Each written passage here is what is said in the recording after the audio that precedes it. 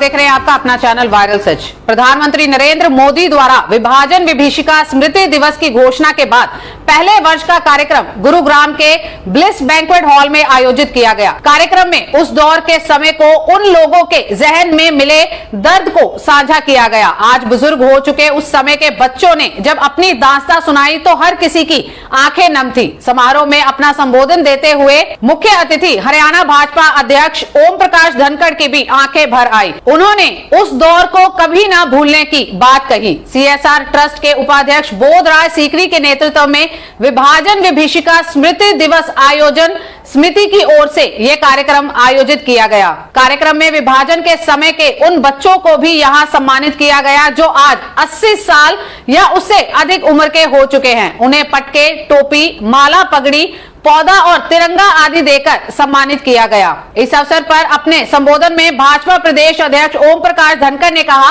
कि आजादी हमें बहुत बड़ी कीमत पर मिली थी। ये विभाजन की कीमत के साथ 10 लाख बेकसूर लोगों की मौत और 1.5 करोड़ लोगों के शरणार्थी की कीमत पर मिली थी। इसके साथ 10,000 बहन बेटियों की इज्जत लूटी गई। इस अवसर पर सूरजपाल अम्मू ने प्रेरणात्मक संदेश दिया और जिला अध्यक्ष गार्गी कक्कड़ ने अपने अनुभव साझा कर समापन किया और धन्यवाद प्रस्ताव दिया।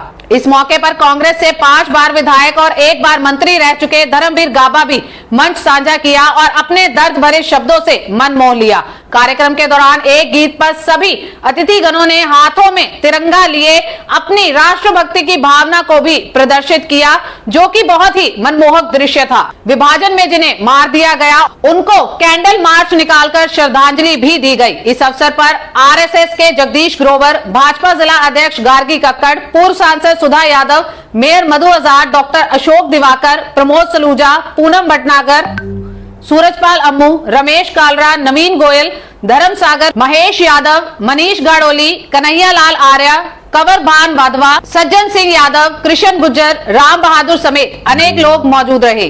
भारत को आजादी विभाजन के कीमत पर मिली थी और विभाजन की कीमत जो चुकानी पड़ी वो बहुत बड़ी थी।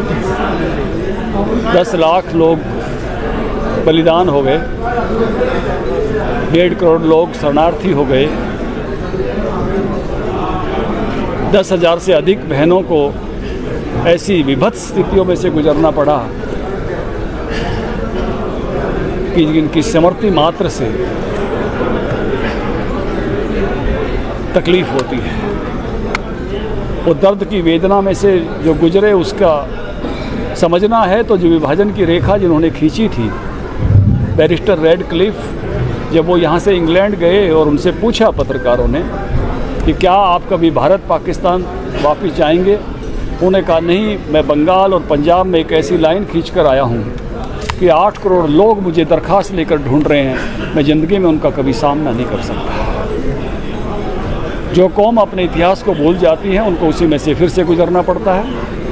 दुनिया की कौमों ने अपने इतिहास को याद रखने के अपने तरीके अपनाए हैं। आज़ादी के अमृत महोत्सव के इस साल में विभाजन की विभीषिका की स्मृति दिवस मनाने का यही उद्देश्य है कि अपनी कौम भी उस तकलीफ़ को, उस दर्द को भूले नहीं और उसके कारण जो चैलेंजेज उस समय थे उस प्रकार के चैलेंजेज अगर फिर हमारे सामने आ रहे हैं। हमारे यहाँ घुसपैठियों के कारण से स्थितियाँ बदल रही हैं। बड़ी घुसपैठ हमको मालूम है हमारे देश में बांग्लादेशियों की, रोहिंग्यों की, बाकी सब हुई हैं और हमारी जनांकी की कुछ राज्यों की बदली है, बंगाल की, आसाम की, कुछ और स्थानों पर भी हमारी जनांकी में, डेमोग्राफी में चेंज आ रहा है। वो बहुत बड़ी चुनौती है और हम सबको इसके लिए सजग होना पड़ेगा। तो इसलिए माल्य केवल ये स्मृति दिवस नहीं है, ये उस चुनौती को समझने का भी दिवस है। देश के प्रधानमंत्री नरेंद्र भाई मोदी जी के आह्वान पर जिस प्रकार से विभाजन विभीषिका स्मृति दिवस का आह्वान किया गया था, उसी संदर्भ में 14 अगस्त से पहले पूरे हरियाणा में, आज गुड़गांव में, कल रेवाड़ी में था, रोहतक में था, अनेक जिलों में विभाजन स्मृति दिवस मनाया जा रहा है, विभीषिका दिवस। आज गुड़गांव में भारतीय जनता पार्टी के अनेक कार्यकर्ताओं ने जिला अध्यक्ष गार्गी कक्कड़ जी के नेतृत्व में बोधराज सीकरी के सहयोग से आज इस प्रकार से आयोजन किया है। निश्चित तौर पर प्रदेश के अंदर विभाजन की जो दर्द है हरियाणा के अंदर, क्योंकि हरियाणा पंजाब उस समय ज्वाइंट था, यहाँ पर आज 90 वर्ष की आयु से अधिक और 75 वर्ष की आयु के उन लोगों को आज सम्मानित करने का काम इस स्मृति दिवस पर किया गया है। मैं सौभाग्यशाली हूँ, मैं इस कार्यक्रम का इतने सुंदर आयोजन का मैं हिस्सा बना। और मैं इस बात को स्पष्ट तौर पे कहूँगा कि देश की आज़ादी के बाद देश के प्रधानमंत्री नरेंद्र भाई मोदी एक ऐसी शख्सियत है जिनको देश के 1947 में जो विभीषिका हुई, विभाजन हुआ, उसकी चिंता देश के प्रधानमंत्री नरेंद्र भाई मोदी को है, प्रदेश के मुख्यमंत्री मनोहर लाल खट्टर जी को है। मैं इस बात में बिल्कुल स्पष्ट तौर पे कहना चाहता हूँ, 10 लाख लोगों की निर्मम हत्या कर दी गई, लूट लिया, बलात्कार हुए, बहन बेटियों को जिंदा जला दिया गया, काट दिया गया। कौन लोग थे? वो कहते हैं कि मजहब नहीं सिखाता आपस में बैर रखना। क्या ये मजहब था? हमारे हिंदुस्तान से कितने लोगों के साथ हमने लूटपाट की, कितनी बदतमीजियाँ की।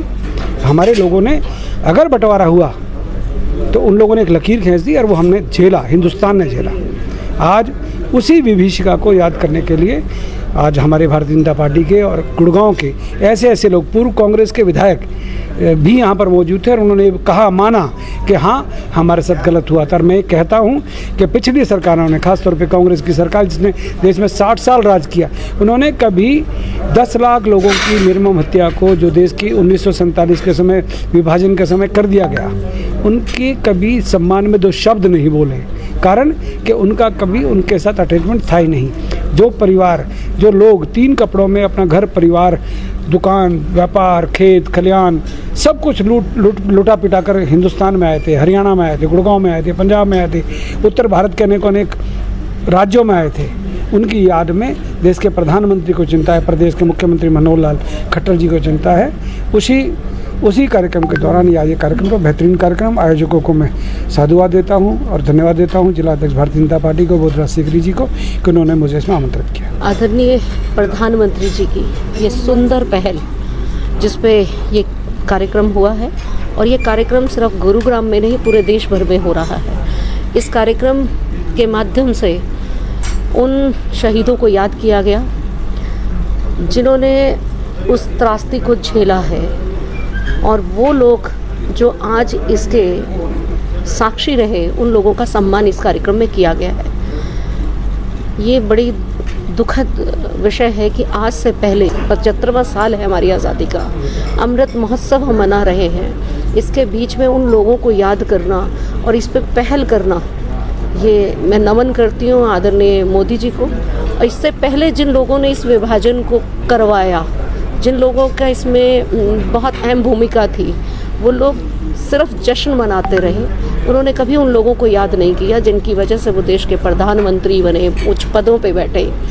उन्होंने कभी सोचा ही नहीं कि वो लोग भी जिन्होंने इस त्रासदी को झेला है, जो अपना घर, जिनके घर उजड़े, जिन्होंने यहाँ आकर हिंदुस्तान में आकर रिफ्यूज़ी कहलवाए, जबकि वो हिंदुस्तान से हिंदुस्तान में ही आए थे, वो पाकिस्तान से नहीं आए थे, हिंदुस्तान से हिंदुस्तान में आए और सब कुछ अपना लुटा पिटा कर आए थे। कहीं किसी ने रेडी चलाई, किसी माँ ने, मुझे खुद याद है कुछ परिवार में, मेरे ननिहाल में परिवार की जब हम बातें सुनते हैं तो इतने बड़े बड़े अपने व्यापार छोड़ के आए।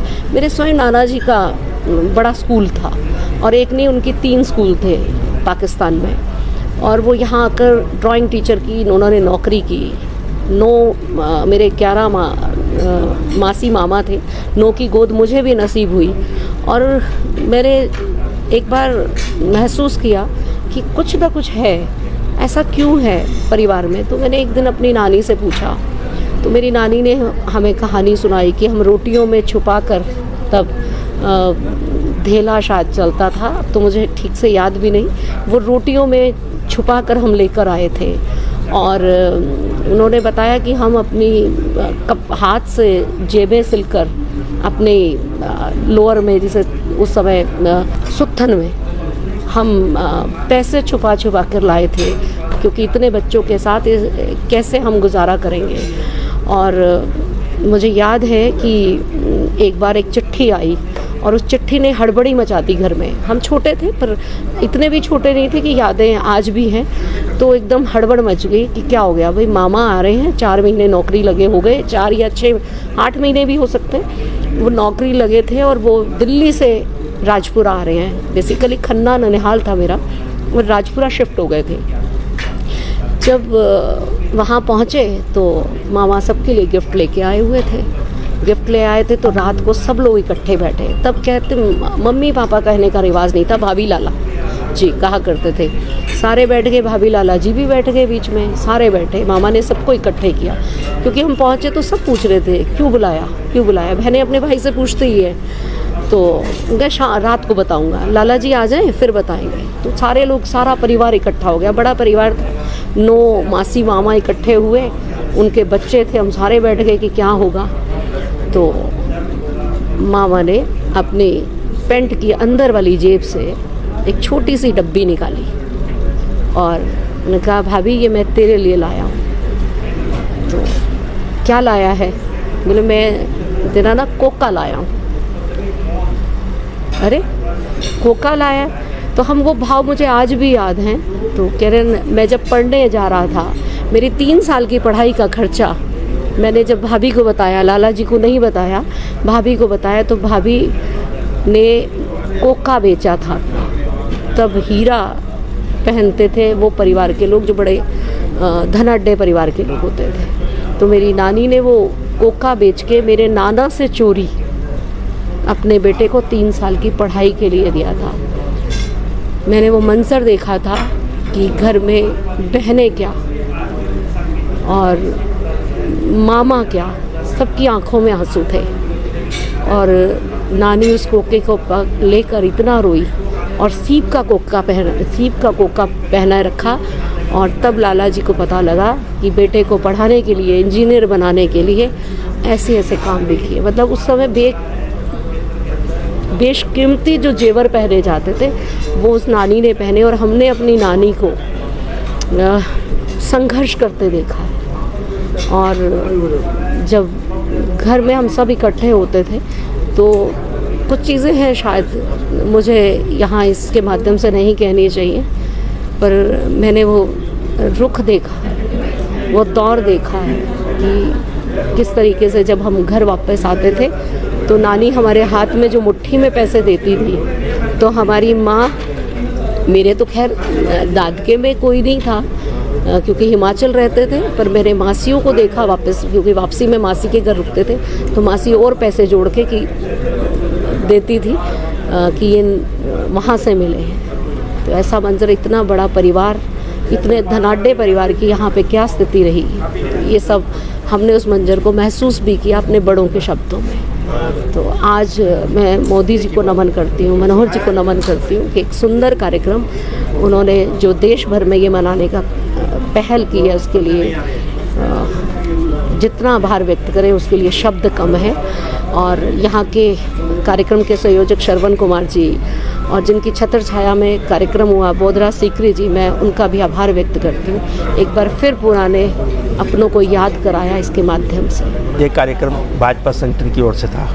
मुझे तो एक सेवा मात्र मौका मिला है और मन गदगद हो रहा है, क्योंकि जो नरेंद्र मोदी जी का सपना था, उन्होंने जो विभाजन, विभीषिका, त्रासदी, भयावह स्थिति, डरावने समय में जो हमारे बुज़ुर्गों ने दर्द देखा था, माननीय प्रधानमंत्री महोदय ने उसके ऊपर मरहम लगाया और हमारे प्रांत अध्यक्ष ने उसके ऊपर पट्टी बांधी।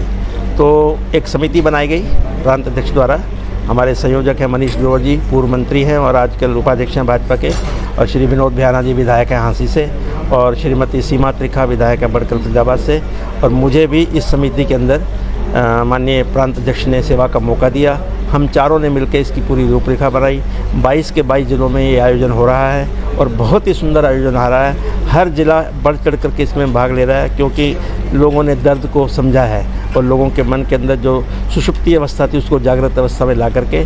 तो मुझे जो गुड़गांव का सेवा मिली, आज इतना अच्छा लगा कि हमारे विस्थापित बुज़ुर्ग, आपने देखा मंच के ऊपर 9 लोग ऐसे थे जिनकी आयु 90, 91, 92, 93 इस प्रकार की थी, और हमारे मंच के दाईं ओर ऐसे बुज़ुर्ग थे कि लगभग 50 जिनकी आयु 75 और 80 के बीच में है। इन लोगों ने उस समय दर्द देखा है। उनके दर्द को उजागर करने के लिए, उस दर्द को आगे युवा तक संदेश देने के लिए हमने ये प्रण लिया कि ताकि युवा जो है जागृत हो जाए, क्योंकि युवा के पास ऊर्जा तो है लेकिन अनुभव नहीं है। हमारा बुज़ुर्ग अपना अनुभव देगा, वो ऊर्जा देंगे, तो हमारे राष्ट्र की सफलता का विस्फोट होगा और हमारा राष्ट्र और राष्ट्र प्रेम ये सर्वोपरि है। तो इसलिए ये कार्यक्रम और ये निरंतर हर साल चलेगा।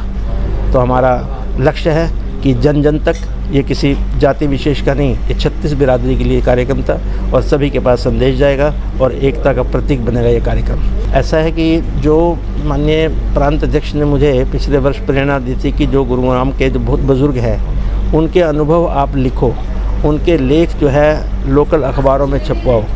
तो उस समय हमने लगभग 45 से 50 बुज़ुर्गों के लेख लिखे, फिर उनका संकलन, फिर उनका 10 से 12 अखबारों में डेली लेख लिखा, फिर उनका संकलन किया, फिर उसकी पुस्तिका बनाई। पुस्तिका का विमोचन माननीय मुख्यमंत्री महोदय के हाथ से हुआ।